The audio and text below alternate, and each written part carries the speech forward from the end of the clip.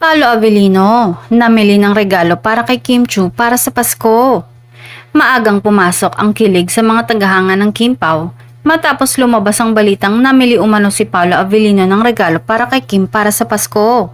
Ayon sa mga nakarinig, hindi raw ito simpleng regalo lamang dahil basta mahal daw ang pinili ng aktor. Dahilan para lalo pang umugong ang espekulasyon online.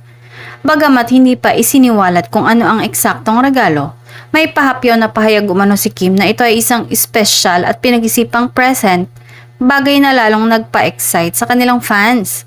Para sa marami, sapat na ang idea na may effort at personal na kahulugan ng regalong ito. May mga netizens na naghuhula na maaring isa itong luxury item o bagay na malapit sa puso ni Kim lalo't kilala si Paolo bilang hindi pala bigay ng detalye pero maingat at maalalahanin pagdating sa mga taong mahalaga sa kanya. Kaya naman hindi na rin ikinagulat ng fans ang balitang ito.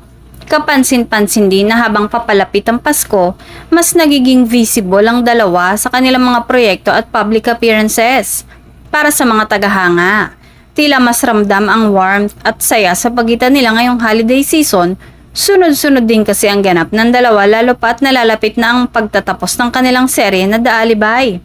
Samantala, ano-umano ang regalo para sa maraming Kim Pao fans.